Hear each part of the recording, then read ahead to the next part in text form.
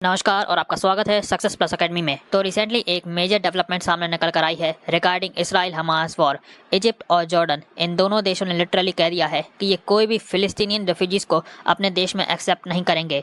जो भी refugees Gaza से इजिप्ट में शरण लेने को पहुंचेंगे उन्हें वहां पर एक्सेप्ट नहीं किया जाएगा।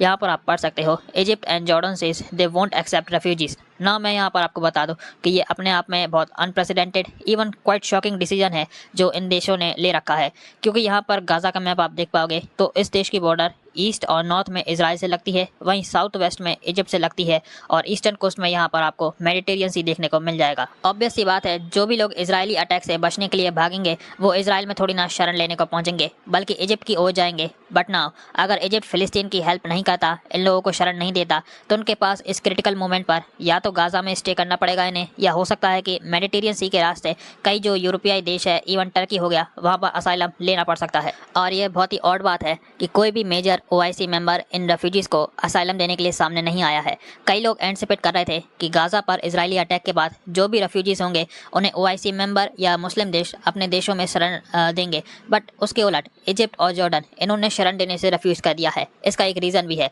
देखो, इजिप्ट में प्रेजेंट टाइम में कई लाखों रेफ्यूजीज़ और इमिग्रेंट्स इस देश में रह रहे हैं और मोस्टली जो रेफ्यूजीज़ हैं वो mainly Syria, Sudan, south Sudan, Yemen, Somalia जैसे देशों से भागकर इजिप्ट में असाइलम लेने को पहुंचे हैं। बेसिकली युद्धग्रस्त देशों से ये रेफ्यूजीज़ इजिप्ट में आए हैं। हालांकि ऑफिशियली इनका नंबर 3 लाख के आसपास है, बट अनऑफिशियली ये मिलियंस में भी हो सकते हैं। सो इजिप्ट नहीं चाहता कि जो प्रेशर इनकी इकनॉमी और इनके लोगों को फेस करना पड़ रहा है रेफ्यूजीज़ की वजह से वो और वर्स हो जाए, क्योंकि ऑलरेडी इजिप्ट के पास लिमिटेड रिसोर्सेज हैं, जो रिसोर्सेज वो अपने सिविलियंस पर खर्च करना चाहते हैं और पोटेंशियली और रेफ्यूजीज़ को एक्सेप्ट नहीं करना चाहते। हालांकि जो पॉसिबल हेल्प इजिप्ट फिलिस्तीन की कर सकता है वो कर रहा है। सो लास्टली हम देखें तो इजिप्ट की तरफ से ये क्वाइट क्लियर है कि ये और बर्डन को झेल नहीं सकते और रेफ्यूजीज़ को एक्सेप्ट नहीं कर सकते। और इन सारे इवेंट्स के बीच न्यूज़ ये आ रही है कि गाज़ा के एक हॉस्पिटल में बॉम्बिंग की वजह से एटलीस्ट 500 लोग अनफॉर्चुनेटली मारे गए। यहाँ पर आप पढ़ सकते हो, at least 500 people killed in hospital bombing in Gaza, फिलिस्तीनियन officials claim. हालांकि ये अभी क्लियर नहीं है कि ये बॉम्बिंग किसने की है।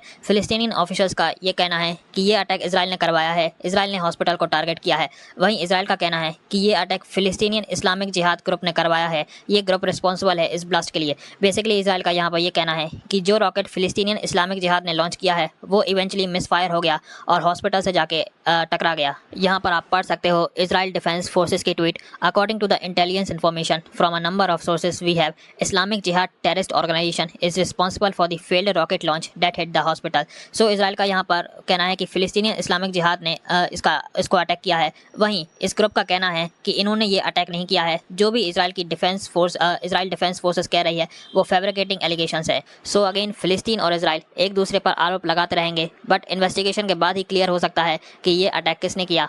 और इस अटैक को लेकर पीएम मोदी ने भी ट्वीट किया है और अपनी संवेदनाएं जताई है। यहाँ पर आप पढ़ सकते हो, deeply shocked at the tragic loss of life at the Al Ahli hospital in Gaza, our heartfelt condolences to the family of the victims and prayer for the speedy recovery of those injured. Civilian casualty in the ongoing conflict are a matter of a serious and continuing concerns. Those involved should be held responsible. यहाँ पर last lines जो है वो जो PM Modi ने raise करी है वो इंपॉर्टेंट है कि जो सिविलियन कैजुअलिटी इस कॉन्फ्लिक्ट में हो रही है वो प्रिटी मच सीरियस और कंसर्निंग मैटर है, क्योंकि आप लोग देखोगे कि इजराइल हमास वॉर में दोनों तरफ से सिविलियंस को मैसिव लेवल पर कैजुअलिटीज़ हुई हैं।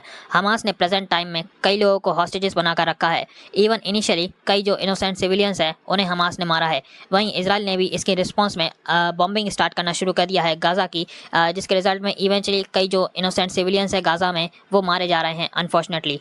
और आगे पीएम मोदी ने यह भी कहा है कि जो भी इन्वॉल्व है गाज़ा हॉस्पिटल अटैक में उसे रिस्पॉन्सिबल ठहराया जाएगा। यहाँ पर पीएम मोदी ने इजराइल फिलिस्तीन का नाम लिए बिना कहा है कि दोनों में से जो भी रिस्पॉन्सिबल है उसे दोषी ठहराया जाएगा। और अगेन जैसा कि मैंने आपको पहले भी बताया है कि इजराइल हमास वॉर के बीच आसपास की जो नेबरिंग कंट्रीज हैं वो ग्रेजुअली धीरे धीरे कर इस वॉर में इन्वॉल्व हो सकती हैं। रिसेंट टाइम में सऊदी अरेबिया ने अपने नागरिकों को इमीडिएट बेसिस पर लेबनान छोड़ने को कहा है, क्योंकि लेबनान की तरफ से कई जो मिसाइल्स हैं वो इजराइल पर फायर की गई हैं और इजराइल ने भी इस पर एक्शन लेना स्टार्ट कर दिया है। Basically Israel second front war की प्रिपरेशन करने में लगा है। सो लेबनान इजराइल के बीच इन केस अगर कॉन्फ्लिक्ट एस्केलेट होती रहेगी तो क्लियरली लेबनान में जो लोग हैं उन्हें इवेंचुअली इसकी इंटेंसिटी फेस करनी पड़ सकती है। इवन जो फॉरेनर्स लेबनान में हैं उन्हें यहाँ पर मेजर प्रॉब्लम फेस करनी पड़ सकती है। और आप देखोगे तो धीरे धीरे कर कई देश अपने नागरिकों को लेबनान छोड़ने के लिए कहेंगे। उसके अलावा अमेरिका के जो प्रेसिडेंट है जो बाइडन, वो रिसेंटली इजराइल में विजिट किए, जहाँ पर इन्होंने इंश्योर किया कि गाजा स्ट्रिप में जो पॉसिबल ह्यूमैनिटेरियन एड रिक्वायर्ड लगेगी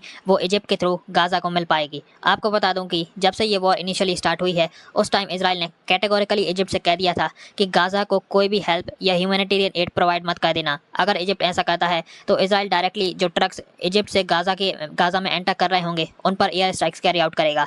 सो इस डर की वजह से इजिप्ट ओपनली गाजा की हेल्प नहीं कर पा रहा था। बट जो बाइडन की रिसेंट में जो अनाउंसमेंट हुई है वो इंपॉर्टेंट है दोनों गाजा और इजिप्ट के लिए, क्योंकि इजराइल प्लानिंग कर रहा है कि ये गाजा के जो नॉर्थन एरिया है उसे कैप्चर कर ले, जिसके रिजल्ट में इवेंचुअली 11 लाख जो फिलिस्तीनियन सिविलियंस हैं उन्हें ये जगह छोड़कर जानी पड़ सकती है। और अगेन इन लोगों के पास कुछ खाने पीने का कोई सोर्स नहीं होगा, बेसिकली ह्यूमैनिटेरियन एड इन्हें नहीं मिल रही होगी, जिस वजह से इन्हें इजिप्ट में एंटर करना पड़ सकता है ह्यूमैनिटेरियन एड के लिए। बट नाउ अमेरिका ने जो अनाउंसमेंट की है इसके बाद इजिप्ट ईजिली फिलिस्तीन की हेल्प कर सकता है गाजा में। हालांकि मैं यहाँ पर ये ऐड कर दूँ कि लिमिटेड ह्यूमैनिटेरियन एड ही अलाउड है इजिप्ट को गाजा को डिलीवर करना, क्योंकि ह्यूमैनिटेरियन एड प्रोवाइड करने की आड़ में इजराइल के अकॉर्डिंग इजिप्ट गाजा में जो हमास के टेररिस्ट है उन्हें वेपन्स दे सकता है। वैसे अभी के लिए 20 जो ट्रक्स है उसमें एड्स प्रोवाइड करी हैं उसे गाजा भेजा जाएगा ना। यहाँ पर कई लोगों के मन में एक क्वेश्चन आ रहा होगा कि ये वॉर लिटरली कब तक चलनी है। देखो अभी तक इस कॉन्फ्लिक्ट को 10 दिन से ज़्यादा हो गए हैं और कई लोग ये अज्यूम कर रहे हैं कि ये कॉन्फ्लिक्ट मोस्ट प्रोबेबली 1 साल तक चल सकती है,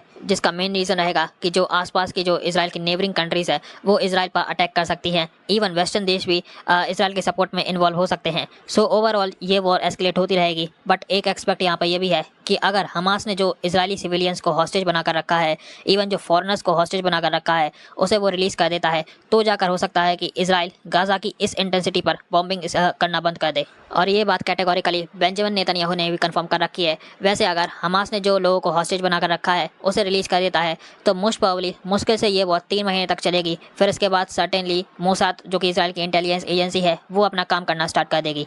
उसके अलावा मोसाद के जो फॉर्मर चीफ है उन्होंने कहा है कि इजराइल को इंटरनेशनल प्रेशर के अंडर झुकना नहीं चाहिए। जो प्रेशर इंटरनेशनल कम्युनिटी इजराइल पर डालेगी रिगार्डिंग गाजा स्ट्रिप की इलेक्ट्रिसिटी रिस्टोर कर दो या वाटर सप्लाई को चालू कर दो, इसको लेकर इजराइल को ये प्रेशर फेस करना पड़ सकता है ना। मैं यहाँ पर आप लोगों का ओपिनियन जानना चाहता हूँ कि इजराइल को इलेक्ट्रिसिटी, फ्यूल और जो भी एसेंशियल आइटम्स है उसे गाजा को प्रोवाइड कर देना चाहिए या नहीं, आप कमेंट कर बता सकते हो। सो लास्टली यहाँ पर आप लोगों के लिए एक क्वेश्चन छोड़कर जाता हूँ कि ब्रिक्स जो ग्रुप है जिसमें ब्राज़ील, रशिया, इंडिया, चाइना और साउथ अफ्रीका इंक्लूडेड है, इसका हेडक्वार्टर कहाँ पर है? इस ग्रुप का बेसिकली हेडक्वार्टर आपको कहाँ पर मिलेगा? यहाँ पर ये रहे आपके options, Shanghai China, Moscow Russia, new Delhi India, Beijing China. इसका आंसर आपको मेरी नेक्स्ट वीडियो में मिल जाएगा। तो खैर अगर आप लोग चैनल पर नए हो तो प्लीज़ चैनल को सब्सक्राइब कर लेना ताकि आपको आगे भी ऐसे कंटेंट देखने को मिले। Thanks for watching.